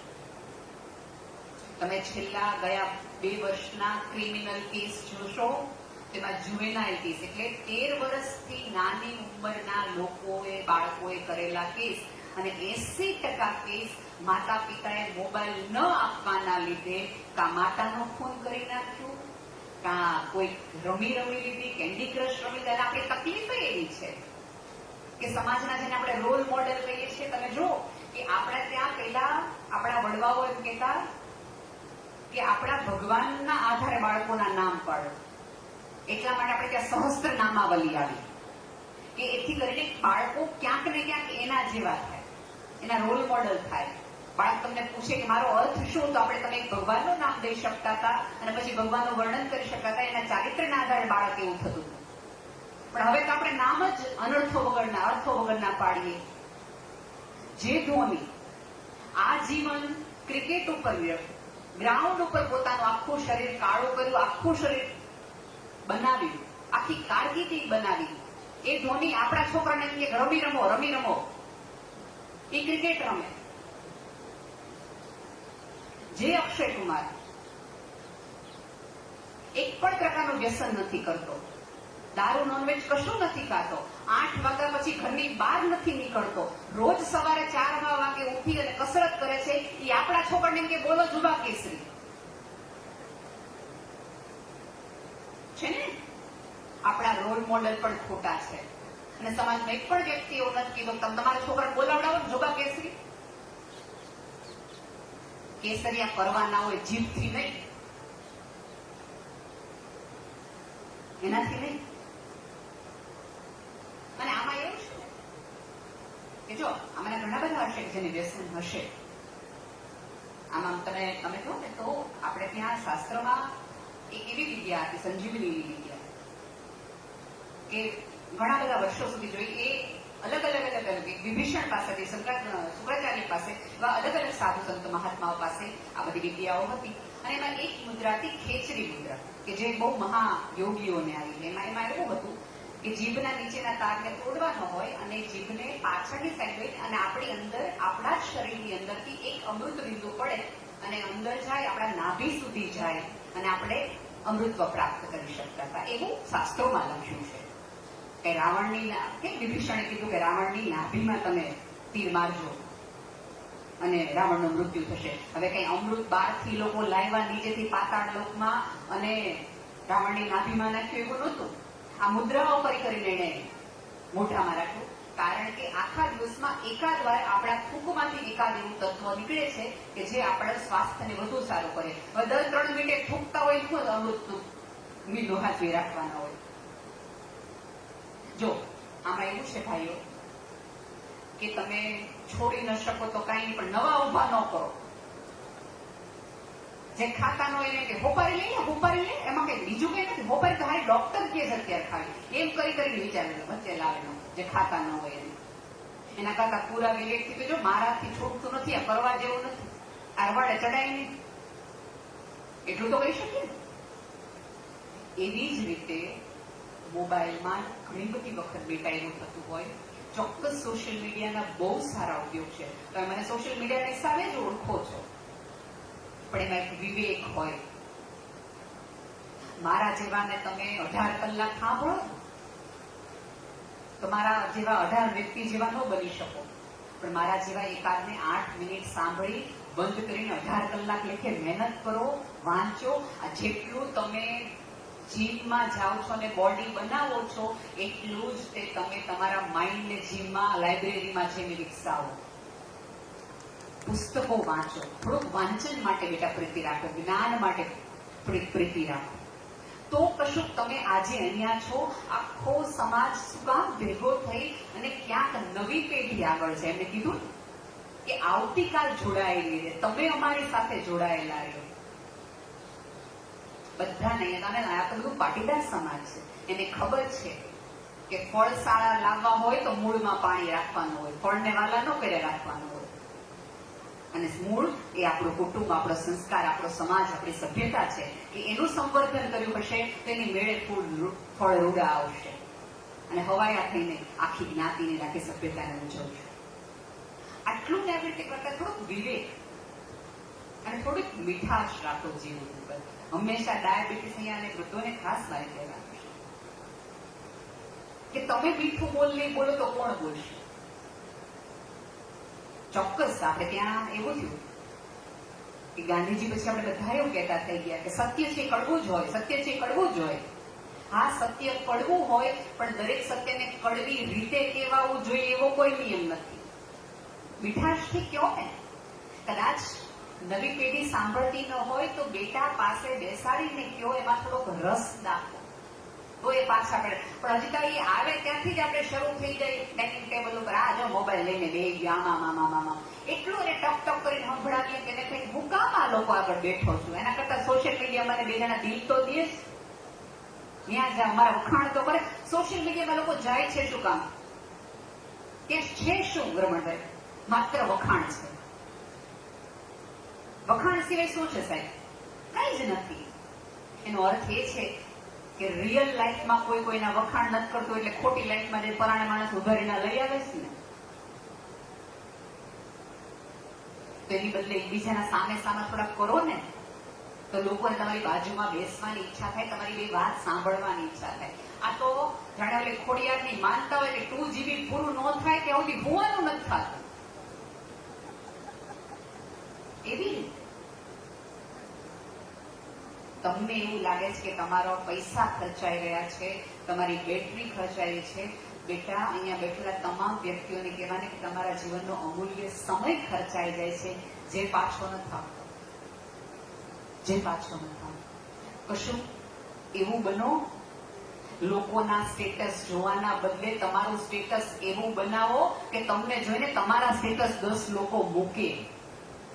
આ તો આપણે મૂકી 10 જણે કોણે જોયું આપણે જ ગણ્યા રાખી. અને ખાસ આપણે બોલીએ જોયું કે નહીં, જોઈને આપણું સ્ટેટસ ન જોયું હોય ને બીજે દિવસે શાક લેવા પડે તો આપણે વાત ન કરી, મારો ફોટો એને મારું સ્ટેટસ ન જોયું તો હું કામ જોઉં ભાઈ? આટલું બધું જીવન. થોડાક બહાર આવો રિયલ લાઈફમાં. સામે એકબીજાને મળો ત્યારે હસવાનું રાખો, એકબીજાના ખુલીને વખાણ. ટીકા તમે જેટલી જોરદાર ને મોટા અવાજે કરો છો ને, વખાણ પણ એટલા જ પ્રેમથી કરો. પણ આપણે બધાને નેગેટિવ ન્યૂઝની એટલી બધી ટેવ પડી ગઈ છે. ધારો કે હું જાઉં અહીંથી અને તમને મારો કાર્યક્રમ ગમે અને હર્ષદભાઈ તમને એવું કહે કે નેહલબેનનો સ્વભાવ બહુ સારો છે, એટલે આપણે એમ કહીએ પછી કોઈ બીજી વ્યક્તિ હોય, સંચાલક ભાઈ એમ કે નેહલબેન બહુ જ સારા, વાતો એટલી સરસ કરીને આપણે વાત કરવાની મજા આવે, એટલે આપણે એમ કહીએ પછી હજી આ બંને મિત્રો બહુ જ મારાથી ઇમ્પ્રેસ હોય, એટલે કે નેહલબેનનું કામ એ બહુ સરસ. એટલે ત્રીજા વખાણ સાંભળી આપણે શું કહીએ ખબર? મને બહુ નેહલબેનનો પરિચય નથી, હું બહુ નેહલબેનને ઓળખતો નથી, કારણ કે વખાણ છે. સીન નંબર 2, હર્ષદભાઈ એવું કે નેહલબેન બહુ જ સરસ બોલે, એટલે આપણે કહીએ પછી બીજા ભાઈ છે સંચાલક ભાઈ કે પણ સાચું કહું નેહલબેન વાયડા બહુ, એટલે આપણે તરત સાચું કહું એ હાઈલા આવતા હતા ત્યાંથી મને એમ લાગ્યું કે આ બેન વાયડા તો હશે જ. નેગેટિવમાં તમે એક પણ વાર એવું નહીં કે મન પરિચય બેનનો નથી.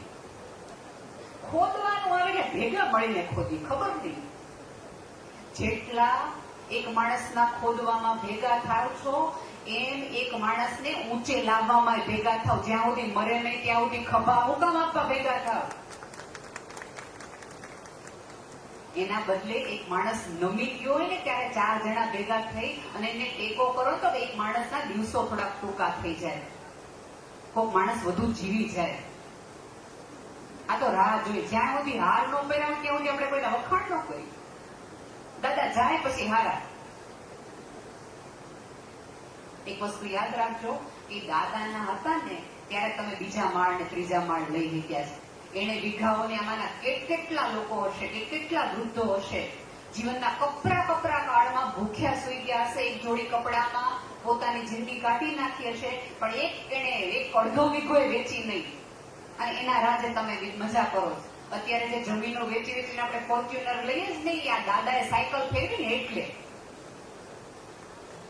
બાકી નહીં.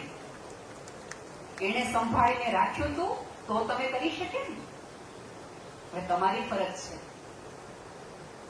કે જે જુવાની એને તમારી લાલાશ માટે વાપરી છે એ જુવાનીને વધાવો. કાંઈ ન કરો તો કઈ એને સન્માન તો કરો કે જેથી કરીને એને એટલું થાય કે જે કાંઈ વાંધો નહીં, જે કર્યું એ લેખે લાગ્યું, એટલું તો આપણે એની માટે કરીએ. અને વૃદ્ધોને વિનંતી છે કે થોડીક જીદ ઓછી કરે. ઉંમર જેમ જેમ થાય ને પછી ઉપરવાળો આપણને આપણા હાડકાઓને આપણી ચામડીને ઢીલી એટલા માટે કરી નાખે કે ક્યાંક મને ને તમને સૂચના આપે છે કે હવે ઢીલું થઈને રહેવાનું, અક્કડ થઈને નહીં. અક્કડ થવા દિવસો ગયા. હવે તમે કયો એમ, તમે જુઓ ખૂણા હોય ને, ત્રિકોણ હોય ને, એ જ્યાં ફરે ને એ તમને વગાડે. પણ કોઈ ગોળ હોય ને ગમે ને પોતાની જગ્યા કરી લે, કોઈને વગાડે નહીં. સરસ રીતે તમે જુઓ દરેક વૃદ્ધ ગોળ મટોળ જ તમને લાગે, તીક્ષ્ણ લાગે. મારું નાક, મારા ગાલ તમને ખૂણાવાળા લાગે, પણ હજી થોડું ઘણી જોવાની છે. જેમ જેમ હું વૃદ્ધ થઈશ એટલે હું ગોળ મટોળ થઈ જાય. કુદરત તમને સમજાવી રહ્યું છે કે હવે ગોળ મટોળ થવાય, કોઈને ખૂણા આપ્યા વગર, કોઈને વગાડ્યા વગર આપણે આપણી જગ્યા પર રખાય. લોકોએ આપણા સુધી આવવાનું, આપણે લોકો સુધી નહીં જવાનું. મજા રાખવાની. કોઈને નડ્યા વગર રહીએ ને તો 10 જણા પૂછતા આવે. અને વૃદ્ધોને બહુ જ આનંદ છે. ખોટી સલાહ દેવી નહીં. ભારતમાં ડોક્ટરો વકીલો જરાય ઓછા નહીં. પૂછે તો તમે આપશો ને તો તમે દેવ થઈને પૂછશે, પણ જેવું તમે પૂછે કે ન પૂછે એટલે આમાં એકાદ વ્યક્તિ અમે તમને પૂછ્યું, કારણ કે એ બધા ગૂગલને જ પૂછે છે.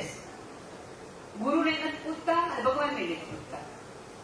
છેલ્લી વાત કહી અને મારી વાત પૂરી કરું, કારણ કે મને હંમેશા એવું કહ્યું કે મારા દેશનો એક મારા પૂજ્ય મોરારી બાપુ બહુ સરસ વાત કરે કે આ દેશના દરેક વ્યક્તિ પાસે શ્રદ્ધા નામનો બાપ, શ્રદ્ધા નામની માં અને વિશ્વાસ નામનો બાપ હોવો જોઈએ. ભરોસો રાખવો ઉપરવાળા ઉપર. તમે આમાંના કદાચ કોઈ વ્યક્તિ જોતા હોય, દૂધ તો પીતા જશો કે આ આખા પ્રદેશમાં તો એ ક્રાંતિ છે. ભેંસનું દૂધ તમને બધાને ખબર છે, તમને બધાને ખબર હશે કે ભેંસ છે એ પ્રાણીઓની અંદર સૌથી વધુ એવું પ્રાણી કહેવાય કે ગમે એટલું બોલાવો આપણે નથી કહેતા હા ભેંસ જેવી છે કે ભેંસ જેવો છે, સમજ ન પડતી. એ ભેંસને પણ તમે થોડુંક વારથી પ્રેમથી એનો માણસ બોલાવે ને તો એ ભાંભરે અને જવાબ દે. ક્યારે? પ્રેમથી અને વાલથી ને ભાવથી બોલાવે ને, પ્રેમથી વાલથી અને ભાવથી બોલાવે. એક ભેંસ જો તમને જવાબ દેતી હોય તો ભાવથી બોલાવો તો ભગવાન ને ભગવતી તમને જવાબ ન દે એવું તમે કહો છો. તમારા બોલાવામાં એટલી પીડા ને કે તમારી પુકારમાં એટલો અવાજ નથી કે એને તમારી સામે જોવું પડે. બસ એટલું અને એવું કરી જાઓ. ફરિયાદોને બદલે આજુબાજુની પીડાને તકલીફ વાંચવા માંડો. છેલ્લા 2 આંકડાઓ આપી અને મારી વાત પૂરી કરું કે જો તમને એવું લાગતું હોય કે તમે સુખી નથી તો વિશ્વના અને WHO એ આપેલા આંકડા છે, મારા ઘરના નથી. વિશ્વના 4 કરોડ લોકો જોઈ શકતા નથી. જો તમે એકબીજાને જોઈ શકો છો, આ જગત આખું જોઈ શકો છો તો તમે બહુ નસીબદાર લોકો છો. વિશ્વના 7 કરોડ લોકો પગે ચાલી શકતા નથી, કા વ્હીલચેર છે કા ચાલી શકતા નથી. તમે સડસડાટ દોડી શકો છો, તમારા પગ 80 વર્ષે પણ સાબુત છે તો તમે બહુ નસીબદાર છો. તમે 3 ટાઈમ જમો ને આજે હું જમવું ના મને ભાવ્યું નથી એની તમે થાળીમાં ફરિયાદ કરતા હો તો તમારા સંતાનને સમજાવો કે વિશ્વના 4.7 કરોડ લોકો ભોજન ન મળવાના કારણે મરી રહ્યા છે. જે લોકોને પોતાનું ઘર ન ગમતું હોય એ લોકોને મારે કહેવું છે કે વિશ્વના 120 કરોડ લોકો તૂટેલી છત અથવા છત વગરની જગ્યાએ ખુલ્લામાં રહે છે. અત્યારે તમારાના ઘણા બધા લોકો હશે કે જે પાણીનો વેડફાટ આમ કરતા હશે, પાણીની બોટલ અધૂરી મૂકી દેશે. એવા લોકોને વિનંતી છે કે વિશ્વના 200 કરોડ લોકો એવા છે કે જેને પીવાનું શુદ્ધ પાણી પણ મળતું નથી. અહીંયા બેઠેલા દરેક વ્યક્તિ પાસે સવારે પહેરવાના ચપ્પલ જુદા, ઘરમાં પહેરવાના સ્લીપર જુદા, લગ્નમાં પહેરવાના ચપ્પલ જુદા, રવિવારના ચપ્પલ જુદા, જીમમાં જવાના શૂઝ જુદા. આટલા પ્રકારના ચપ્પલો તમારી પાસે હોવા છતાં તમને જીવવાની મજા ન આવતી હોય તો હું તમને કહું કે વિશ્વના 60 કરોડ લોકો એવા છે કે જેની પાસે પહેરવા એક જોડી બૂટ પણ નથી અને એમાં 30 કરોડ બાળકો છે, એક જોડી પણ નથી. તમારા સંતાનને સમજાવો, જો એને સ્કૂલે જવું ન ગમતું હોય તો વિશ્વના 26 કરોડ બાળકો એવા છે કે જેને સ્કૂલનો દરવાજો પણ જોયો નથી. આપણી તકલીફ એ છે કે આપણે સંતાનોને હંમેશા મોટું મોટું ને સારું સારું દેખાડીએ છે, જગતની પીડા નથી દેખાડતા. રવિવારે મોલમાં લઈ જવાના બદલે ક્યારેક એને ઝૂંપડપટ્ટીમાં લઈ જાઓ તો એને ખબર પડે કે મા બાપનું હોવું શું ચીજ છે, એને ખબર પડે. ક્યારેક ઓછી જગ્યાએ લઈ જાઓ તો એને ખબર પડે કે ઉપરવાળાએ કેટલું આપ્યું છે તો એ આભાર માનશે ને તમે એની માટે જે સંઘર્ષ કરો છો એની એને કદર થશે. બસ આ સમાજ તમારી માટે સંઘર્ષ કરી રહ્યો છે એની તમને કદર થાય, તમે પણ એટલા સભાન થાવ અને સાંજ પડે ઉપરવાળાનો આભાર માનો. તમારા માતા પિતાએ તમારી માટે કરેલા સંઘર્ષને તમે વંદન કરીને બતાવી શકો. અને જો એ આ પૃથ્વી પર હોય નહીં, હું ચોક્કસ માનું છું કે જે મરે છે ને એની પાસે મરાતું નથી પણ કંઈ કરાય છે ખરું. ચોક્કસ કરી શકાય. આવી બધી તપતીઓ ક્યાંક મારો તો ત્યાં તમે તમારી બાને તમારા પિતાને જીવતા કરો છો ક્યાંક દર વર્ષે. બસ આટલી કરુણા તમારી અંદર જાગે અને તમારું અવાજની અંદર એટલી ઝણઝણાટી આવે કે તમારા સમાજની એક પણ વ્યક્તિને જરૂર પડે તો અડધી રાતના હોંકારાની જેમ તમે ઉભો થઈ જાઓ અને પાટીદાર સમાજ એટલો આગળ વધે એવી શુભકામના. ધન્યવાદ.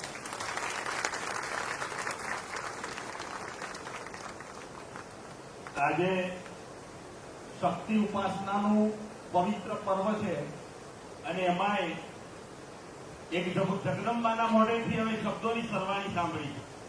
અમે તો બેઠા બેઠા બેન ગણતા હતા કે 1 મિનિટમાં 120 શબ્દો તમે બોલતા હતા અને તમે પૂરું 90 મિનિટ બોલ્યા એટલે બરાબર 10,800 શબ્દોનો અભિષેક અમારા મસ્તિષ્કના શિવાલય ઉપર તમે કર્યો છે. અને એટલે જ હવે જે કહેવા જઈ રહ્યો છું ને એ કહેવામાં આ માઇક અમારા સાઉન્ડ સિસ્ટમ વાળાનું છે, હું એકલો જ મારો છું, જીત મારી છે, પણ હવે આ વાતો છે ને અમારા આખા સમાજની છે. એ સમાજ વતીથી હું તમને એટલું ચોક્કસ કહીશ કે નેહલબેન આપે જે કહ્યું છે ને એને અમારો આખો સમાજ યાદ રાખશે. આપે આપણા જીવન દરમિયાન જે એનજીઓમાં કામ કરો છો અને મનોદિવ્યાંગ બાળકો સાથે જે કામ કરો છો ને આપણે જે કર્યું છે ને જરૂર પડશે ને તો હવે સંભાળવા લાગીશું. અને आपने अपना विचारों में जो विचारी है ना, आपने जो सोचा है वो भी करने की जिम्मेदारी हम लेते हैं। आपके शब्दों को कभी नहीं होने देंगे हम इतिहास। इसका वर्तमान रखने के लिए हम मेहनत जरूर करेंगे, जरूर करेंगे। અને બેન, આપણી પાસે આપણા કાર્યક્રમની અંદર અમારા બંને મહાનુભાવો આવ્યા છે, તો ફરી એકવાર અમે અમારા સાંસદ મિતેશભાઈ પટેલ અને અમારા માન્ય મુખ્ય નાયબ દંડક શ્રી રમણભાઈ સોલંકી સાહેબ કે જે અમારા દરેક કાર્યક્રમોમાં ઉપસ્થિત રહે છે, તો સમાજ વતીથી ફરી એમનું અમે સ્વાગત સન્માન કરીએ છીએ। કારણ કે કાર્યક્રમ ચાલુ હતો એટલે વચ્ચે ના થઈ શકે, પણ તેમ છતાંય તમે થોડીક જગ્યા છોડીને એ અમારા માટે ગૌરવની વાત છે। હા, હમણાં એક ભાઈએ એક પ્રશ્ન પૂછ્યો, બેને જરા માઇક આપજો। હા, એક પુષ્પ પૂછાવજો। મોમેન્ટો જોરદાર। આપણા જયારે સાંસદ શ્રી કોઈ પણ કાર્યક્રમમાં જાય, વાહ, આપણા માન્ય મુખ્ય નાયબ દંડક શ્રી અને આપણા સાંસદ શ્રી બેન શ્રીને મોમેન્ટો અને સારો ઉડાડી અને સન્માન કરે છે। આપણે જોરદાર તાળીઓના ગડગડાટથી આ સન્માનને વધાવી લઈએ।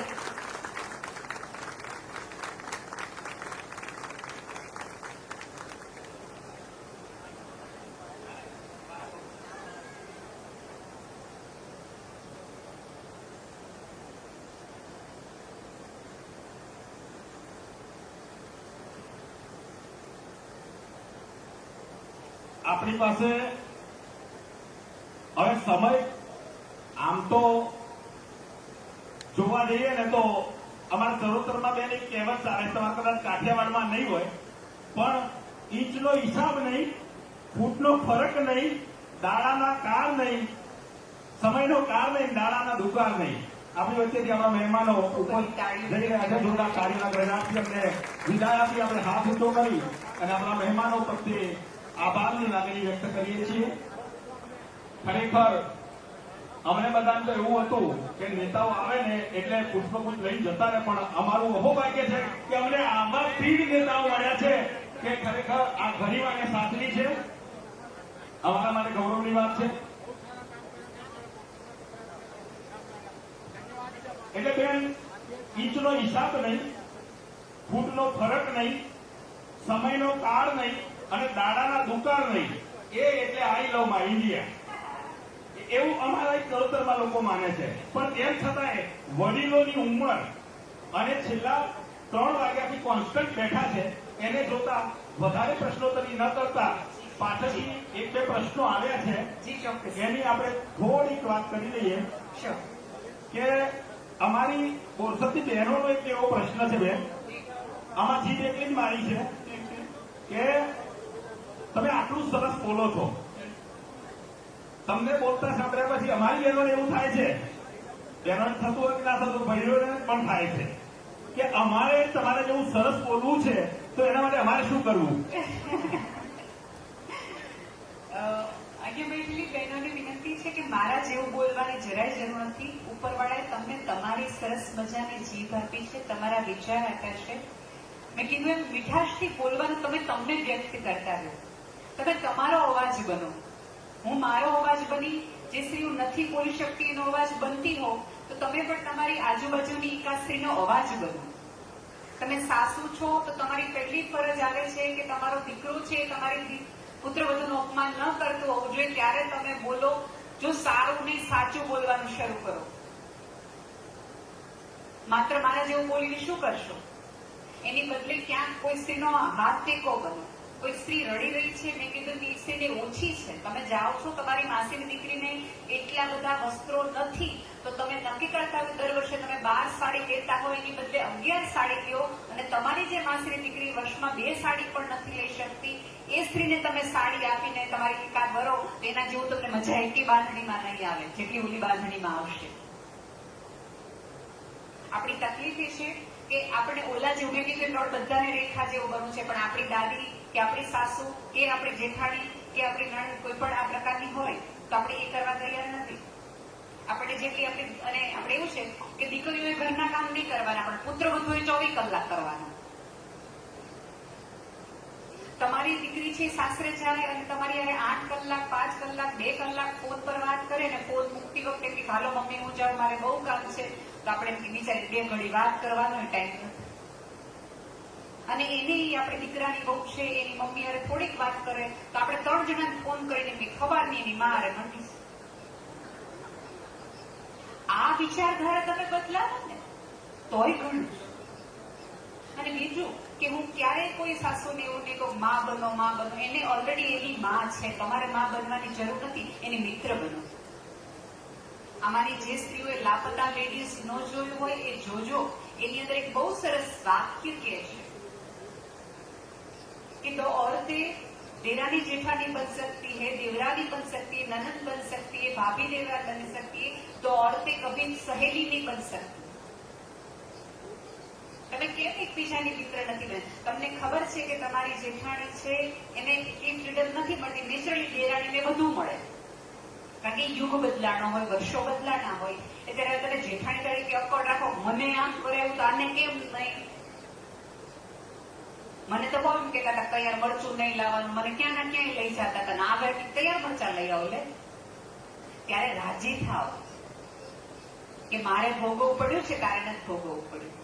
આપણે બધામાં પરિવર્તન સ્વીકારી લઈએ. પેલા ખાંડ કરતા હતા, તમે ક્યાંક ખાંડો નજી એમાં તમે પરિવર્તન સ્વીકારી લીધું. પેલા હાલી જતા હતા, હવે તમે ગાડી જાઓ છો, એમાં તમે પરિવર્તન સ્વીકારી લીધું. તો જીવનમાં શું તમે સ્વીકારી લેતા? વાતોમાં ને વિચારમાં પણ સ્વીકારી લ્યો. અહીંયા બેઠેલી તમામ સ્ત્રીની વિનંતી છે, હજી કહું છું કે મારા જેવું નહીં, પણ તમે ઈચ્છતા હો કે તમે સ્વતંત્રતામાં માનતા હો, શિક્ષણમાં માનતા હો, તમને ભણાવીએ ગણાવીએ છે જ એટલા માટે કે તમને આજુબાજુની એકાદ સ્ત્રીની તકલીફ, મૂંઝવણ અને પીડા વાંચતા આવડી જાય.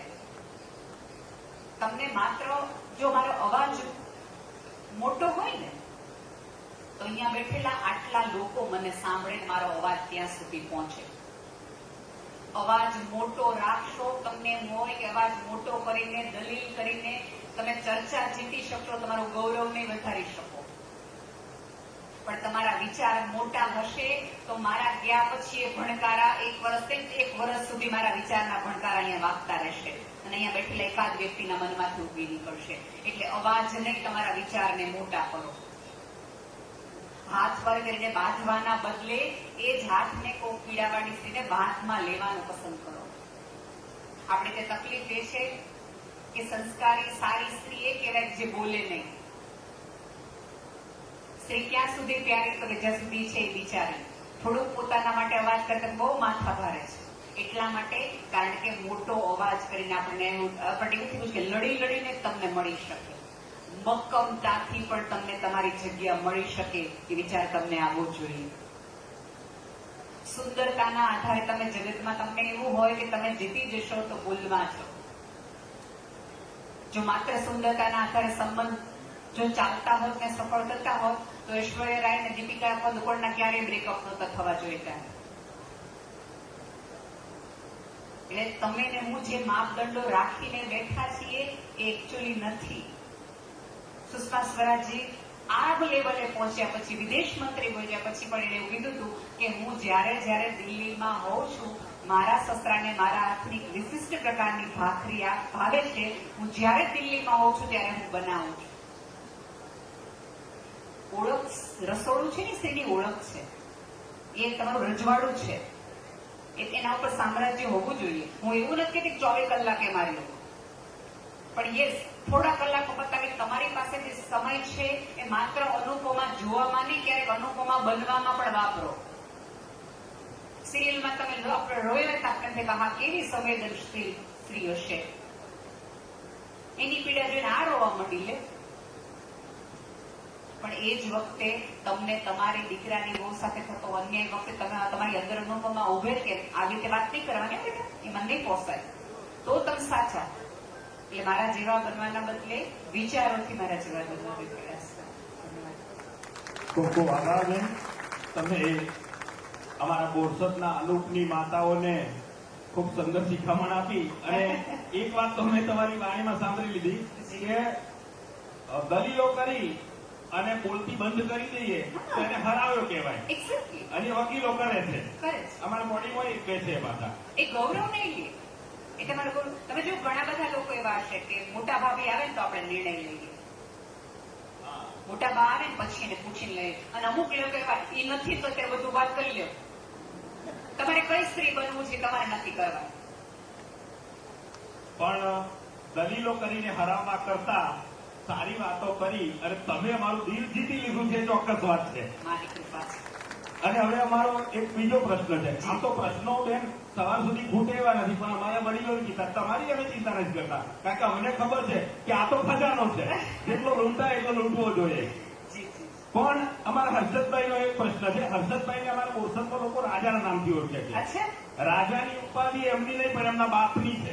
અરે. એટલે એમ કે રાજા હું નહીં, મારો બાપ રાજા ને હું પણ રાજા. ક્યાં વાત છે. અને એનું એક દ્રષ્ટાંત તમને આપું, કોઈક વાર કામ લાગે એવું છે જી પ્લીઝ. કે જીવચર્યાને શું નામ આપવું એના માટે એમને 15 નામ સિલેક્ટ કર્યા હતા, અને એમાંથી ફૂડ વિથ ફિલિંગ્સ નું જીવચર્યાને નામ આપ્યું હતું. અરે વાહ. 5 સ્ટાર હોટલમાં જીવચર્યા ગોઠવી હતી, હા. અને એક ડીશનો 1500 રૂપિયાનો ખર્ચો, અને લોકોને અહીંથી અમદાવાદ જમવા લઈ ગયા હતા. ક્યાં વાત છે. વાહ ભાઈ. એટલે તાળીઓથી વધાવવા ભાવને એટલે અમે એમને રાજા કહીએ છીએ. છે. અને એ રાજાનો એવો પ્રશ્ન છે કે બેન અહીંયા આવે ને પહેલેથી જ કહેતા હતા કે એમને એવું ના થવું જોઈએ કે હું ચરોતરમાં જાઉં છું કે ક્યાંય ઓછું આવે. અરે એટલે તમને અમારો એમનો પ્રશ્ન મારી જીતથી કહું જી. કે બધી પ્રોગ્રામમાં તમે જતા હશો, બધે અનુભવ થતા હશે, પણ અમારે અહીંયા પ્રોગ્રામમાં આવ્યા તો અમારા પ્રોગ્રામમાં સારું શું છે તમે નથી પૂછતા, કારણ કે અમને ખબર નહીં, પણ કંઈ ખામી હોય કે એવું કંઈ હોય તો અમને જણાવજો કે જેથી કંઈ બીજા પ્રોગ્રામમાં અમે અમારી ખામી દૂર કરી બહુ બહુ શકીએ. જરાય મારું અંગત રીતે માનું છું કે આવડા મોટા પ્રયાસો છે ને એ નાની નાના ખેલ નથી, અને એક દિવસનો પ્રયાસ છે ને આટલું બધું સરસ થતું હોય ત્યારે એને વધારવાના જ હોય, એના દુખણા લેવાના હોય, એમાં નો કાઢવાના હોય. ખૂબ ખૂબ આભાર બેન. Thank you. અને હવે આપણે કાર્યક્રમના અંતિમ ચરણમાં જઈ રહ્યા છીએ, ત્યારે છેલ્લે હું તમને ખાતરી આપું છું કે આપના શબ્દોનો આ અમર શિલાલેખ સદાય અમારા હૈયે કોતરાયેલો રહેશે, એની અમે બોરસદવાસીઓ ખાતરી આપીએ છીએ. અને હવે લગ્ન હોય ત્યારે જમણવાર ગમે એટલો સારો હોય, પણ બ્રાહ્મણ હોય ના હોય અને વિધિ ના હોય ને તો એ બધો જમણવાર નકામો. તો હવે આજે બ્રાહ્મણનું કામ હર્ષદ કાકા તમારે કરવાનું છે, એટલે આભાર વિધિ તમારે કરવાની છે. આભાર વિધિ પછી આપણો કાર્યક્રમ હર્ષદ કાકા જાહેર કરે તો પૂર્ણ થાય.